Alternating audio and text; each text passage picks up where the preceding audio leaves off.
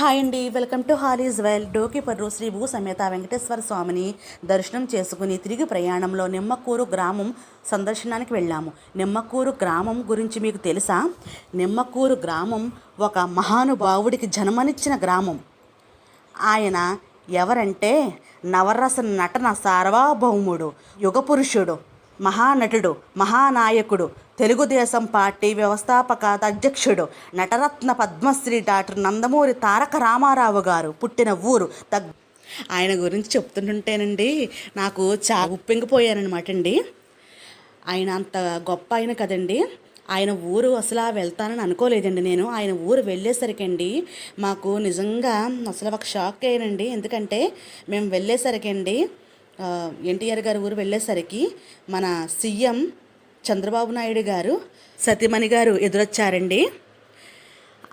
నేనైతే ఆవిడతోటి మాట్లాడాలి, ఒక ఫోటో అన్నా తీయించుకోవాలని అనుకున్నానండి. ఇంతలో అక్కడ పోలీసులు ఉన్నారండి, అలాగే సెక్యూరిటీ గార్డులు కూడా నాకు బాగా సహకరించారండి. వాళ్ళైతే వెళ్ళండి అమ్మా, ఆవిడతో మాట్లాడండి అనేసి అన్నారు. కానీ జనం అంతా గుమ్మగూడేశారండి.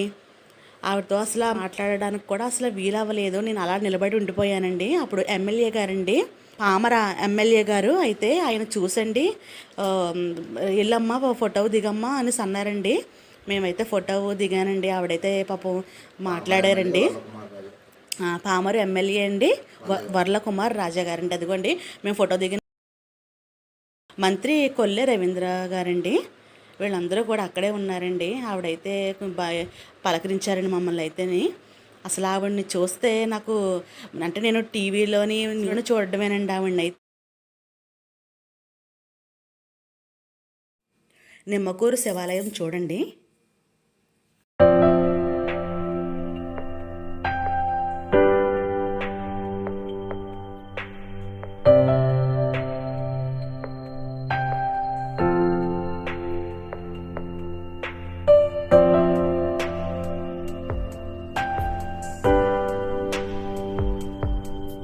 తర్వాత అండి మేమైతే ఇంకోండి నిమ్మకూరు శివాలయం. ఆవిడైతే భువనమ్మ గారండి ఎప్పుడైనా వస్తుంటారంటండి వాళ్ళ ఊరిని చూసుకోవడానికి. ఎందుకంటే వాళ్ళ హౌస్ కూడా ఇక్కడే ఉంది కదా, ఎన్టీఆర్ గారు పుట్టిన ఊరు కదండి, వాళ్ళ అమ్మగారు ఊరే కదా, ఇక్కడికి వస్తూ ఉంటారంట. స్వామివారి దర్శనం చేసేసుకోనండి మేము ఈసారి నిమ్మకూరు గ్రామం చూడడానికైతే బయలుదేరామండి. గ్రామం బాగుందండి, పల్లెటూరు. ఇదిగోండి మీకు కనిపిస్తున్నాయి కదా, ఇవన్నీ కూడా ఇల్లులండి. తర్వాత ఏంటంటే మేము ఎన్టీఆర్ గారు హౌస్ ఉంది కదండి, హౌస్ని చూడడానికని అయితే మేము వెళ్ళామండి. వెళ్ళేదారంతా కూడానండి ఇలా ఉంటుందండి. నిమ్మకూరు గ్రామం అనమాట అండి. మన సీనియర్ ఎన్టీఆర్ అండి. ఆయన పాత చిత్రాలు అయితే ఎంత అద్భుతంగా ఉన్నాయండి. నేను ఇప్పటికీ కూడా ఆయన సినిమాలు చూస్తూ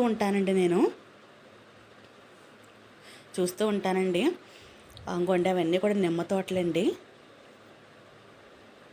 తర్వాత ఆయన విగ్రహాలండి, సీనియర్ ఎన్టీఆర్ గారి విగ్రహాలు.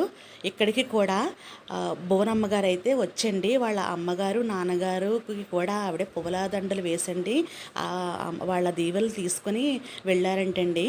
చిన్న ఇక్కడ పార్టీ మీటింగ్ ఉందండి, అక్కడికైతే వెళ్ళి ఆవిడ ఉపన్యాసం అయితే ఇచ్చారంటండి. అక్కడికి కూడా వెళ్ళాము, చూపిస్తాను చూడండి. అసలు నేనండి వినడమే తప్ప నేను ఎప్పుడూ కూడా ఇక్కడ వాళ్ళ ఎన్టీఆర్ గారు పుట్టిన ఊరు వాళ్ళ విగ్రహాలు కూడా స్థాపించారు అని వినడమే తప్ప నేనైతే చూడలేదండి. ఈరోజైతే నేను రియల్గా అనుకోకుండా వెళ్ళామండి. మేము అనుకోకుండా వెళ్ళిన వల్ల ఏంటో మాకు మేడం గారు కూడా కనిపించారు, చాలా సంతోషం. ఇదిగోండి ఇవేనమాట అండి ఈ విగ్రహాలండి. మన జూనియర్ ఎన్టీఆర్ గారు ఉన్నారు కదా, ఆయన అయితే కట్టించారంటండి. ఇక్కడ వాళ్ళైతే చెప్తున్నారు. చాలా బాగా డెకరేషన్ చేశారండి. పచ్చి పువ్వులు అంతా కూడా పచ్చి పువ్వులు డెకరేషనేనండి. నిజంగా అసలు ఆ విగ్రహాలు చూస్తుంటే నాకైతేనండి మన ఎన్టీఆర్ గారే అలా నిలబడి ఉన్నట్టు అనిపించిందండి.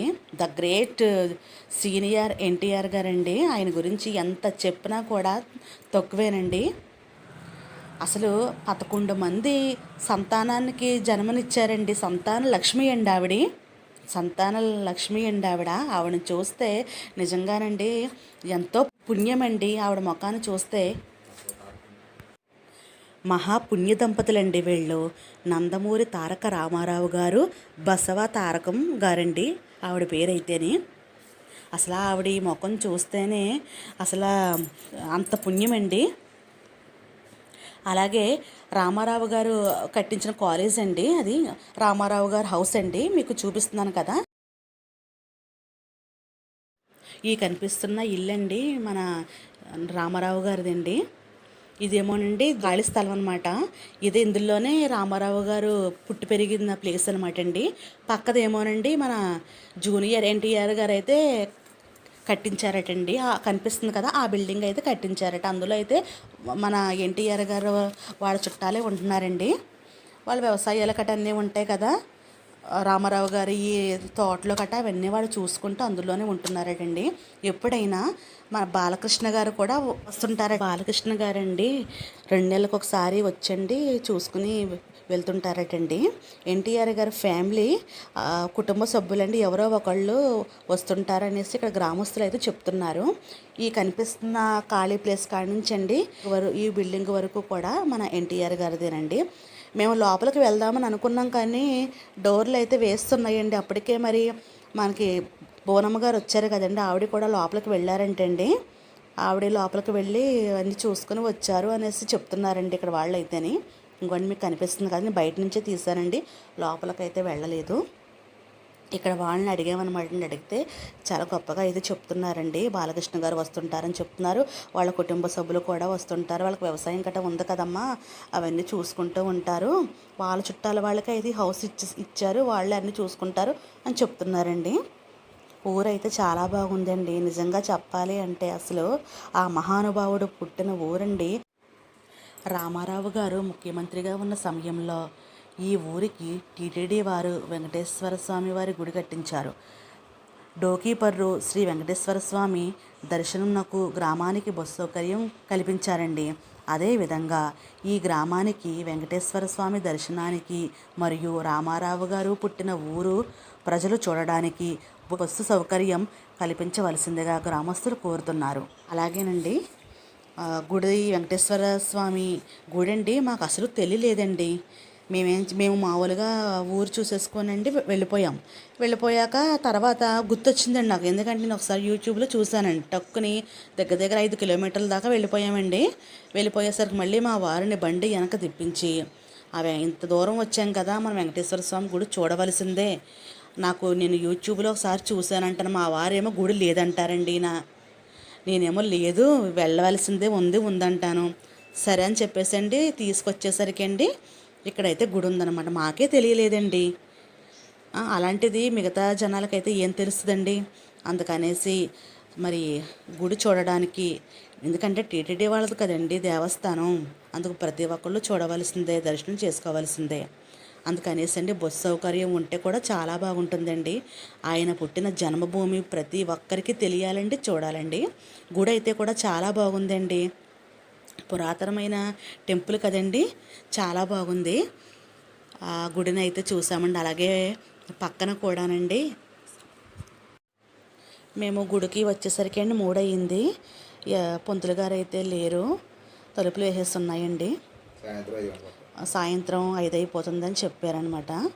సర్లే మళ్ళీ మేము ఇంటికి వెళ్ళేసరికి నైట్ అయిపోద్ది కదా అని చెప్పేసి అండి ఇంకా నేను మొత్తం మీకు ఈ ప్రాంగణం అంతా చూపించేసండి మేము ఇంటికైతే బయలుదేరాము. చూపిస్తాను చూడండి. బయట అయితే చాలా బాగుందండి. చిలకలు అయితే ఎన్ని చిలకలు ఉన్నాయో, నేను ఎక్కడికి వెళ్ళినా ఈ చిలకల మట్టికి ఎదురవుతూనే ఉంటాయండి. ఆ గోపురం మీదండి చాలా చిలకలు ఉన్నాయి అన్నమాట. ఎంత అల్లరి చేసినాయో అంతా కూడా మీకు చూపిందామనండి చూపిస్తున్నాను.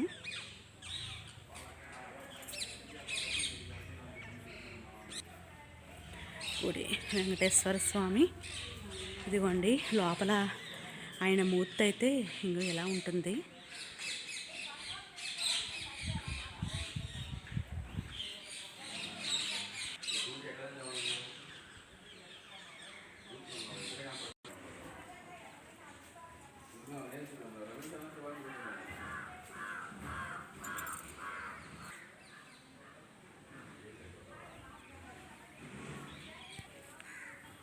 ఇవండి హోమగుండాలు భలే ఉన్నాయి కదా, అలా కట్టేశారనమాట అనుకుంటున్నాను. మరి నేను హోమగుండాలు అనుకుంటున్నాను.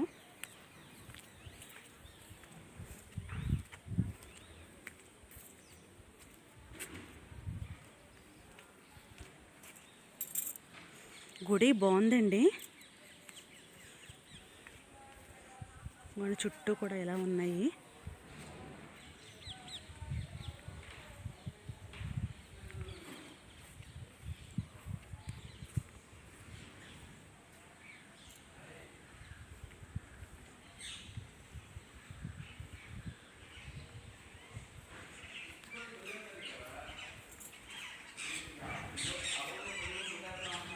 చిలకలు అయితే చాలా చిలకలు ఉన్నాయి.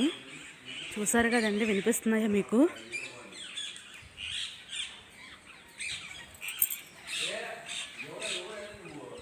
ఇక్కడ బావి కూడా ఉంది.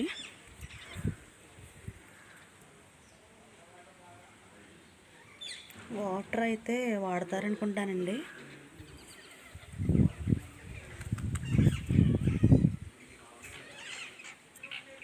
చిలకలు అంగో అక్కడ ఉన్నాయి. ఉసిరికాయలు ఉన్నాయండి చెట్టుకైతే, ఉసిరి చెట్టుకి.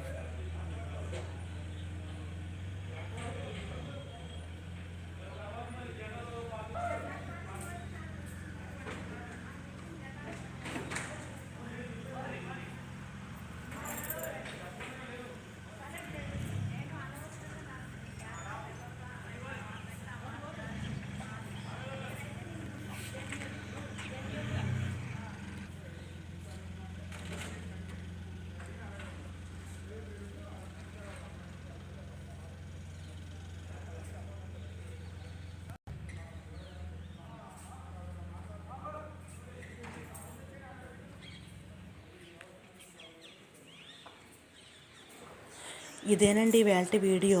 ఈ వీడియో కనుక నచ్చితే లైక్ చేయండి, షేర్ చేయండి, సబ్స్క్రైబ్ చేయండి. ఉంటానండి.